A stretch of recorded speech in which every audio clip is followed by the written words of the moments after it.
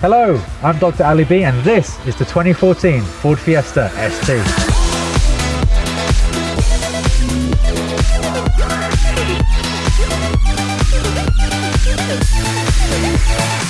So brand new, these cars worth about 17 to 21,000 pounds depending on the different spec you could get, and right now you can pick them up second hand for anywhere between about 7 to 11,000 pounds, which isn't too bad.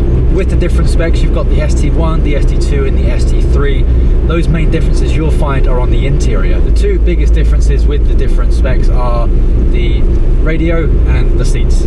I prefer this style radio compared to the other style. The other style you get Sony, but it's gloss black and the buttons are like these weird chrome, and if the sun's coming in like it is today, it can kind of get a bit glary and then you can get it in your eyes. For me, that's not really that great, and also the buttons aren't as tactile. These ones, they're a lot more buttony, I suppose. You can just push them a lot nicer. They're easier to find when you're not looking at it when you're focusing on the road. All in all, I prefer this stereo.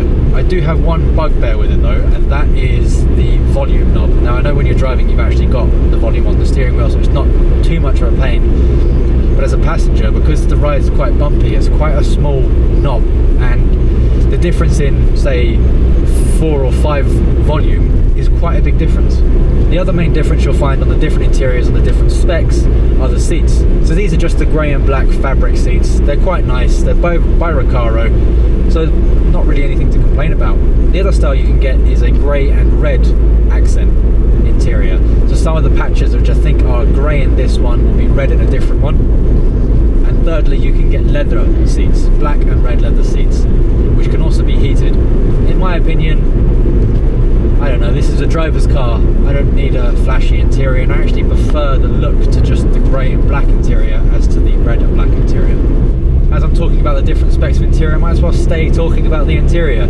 As with most Fords, I suppose, you do get this kind of dodgy plastic, and you can see this weird kind of texture on the dash. I don't quite get why they did that, but they've also spent the money wisely, in my opinion. They've not spent it on a flashy interior. You get a good sized steering wheel, good seats, and everything else has kind of been spent on the mechanics of the car. Up front, it's quite spacious. In the back, less so. It is a 3-door, so what do you expect? I can fit in the back relatively okay. I mean, I am 6'5", but I can fit in the back, but only when my relatively short girlfriend is driving. If I'm driving, you can squeeze someone behind me. I'm pushed forward, so I'm not in the optimum driving position, and they're not going to want to have a long journey. The boot space though, that is quite good I think for the size of the car. Right now, whilst we're driving, I've actually got all my camera kit chucked in the back, and it's kind of just chucked in the back. I could pack it better and there would be a bit more space. So all in all, yeah, not bad space I think in the boot. So because this car is now 5 years old, there are a couple of quality control issues I found with the interior, such as the vent on the side of the dash when you open the passenger side door, sometimes randomly pops out. The rubber seals around the driver's door and the passenger door are coming a bit loose. That could just be with age though, so maybe not too much of an issue. Also the red lights under the tread plates that light up the arrows as well as the ST badge. Some of them working, some of them aren't. It's a bit of a pain to fix, and you know, it should have been something that I would have thought would have lasted quite a long time considering they're LEDs. Like I said, I think Ford has spent the money well in terms of the mechanics. So the suspension is great for when you're kind of pushing it to the limit or when you want to go for an invigorating drive, but day-to-day use around town on bumpy roads, it is a little bit hard. You kind of got to take it with a pinch of salt, I suppose. You've got to take the good with the rough. All in all, it makes the car better, so I wouldn't quarrel too much about it. To coincide with the suspension and the lower chassis, the handling of this car is brilliant thanks to the steering on this. It's so precise, it makes you feel as one, like you're in a go-kart almost. Now when you're driving rather spiritedly, you want a good gearbox for those fast and smooth gear changes. And I think this has got a great gearbox in it. It's got quite a short throw, so you haven't got to be flailing your arm all over the place to change the gears. And when you do change the gears, I like this kind of clunk that it has. It feels like it's going into a gear. You're not wallowy all over the place. It's very precise. Because it's quite an economical car, you can actually manage to get around 35 miles to the gallon, combined that is, which is not bad considering it's a quick car.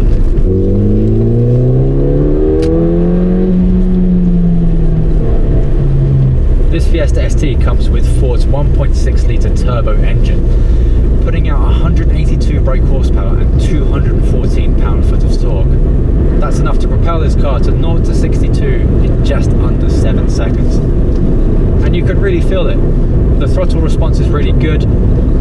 You get boost that kicks on anywhere between 2.5k all the way up to about 4.5k. You do get a little bit of torque steer when you are kind of flooring it, but it kind of adds to the nature of the car. It just shows how much power is going through those front wheels.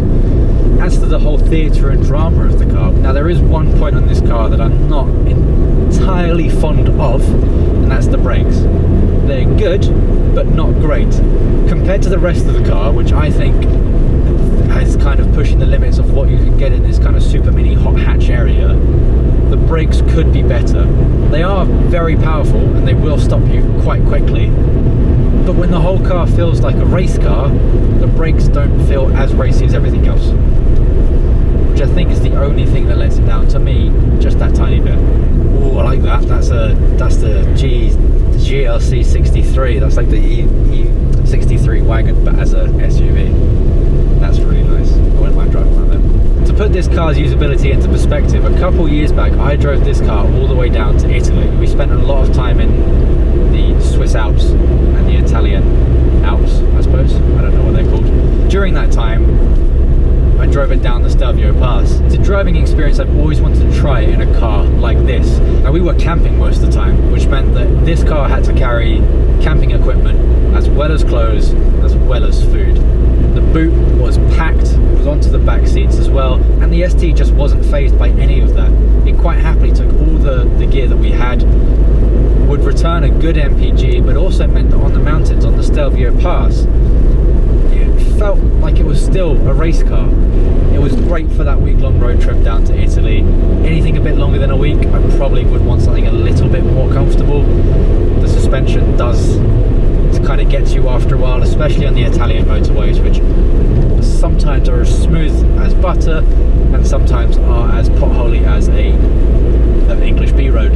For the price they are now, second hand, I think this is an absolute steal. I think it's a brilliant car that you could get for under 10 grand. If you have the means to buy one or even drive one, I wholeheartedly say please do. Take it for a spirited drive, make sure you find a good road and really put it through its paces, because you will fall in love with this car. Thanks for watching. Make sure you give this video a thumbs up and comment below what your thoughts are on this car. And if you happen to own one, let me know what you do and what you don't like about it. Finally, make sure you're subscribed, as I want to do more reviews in the future.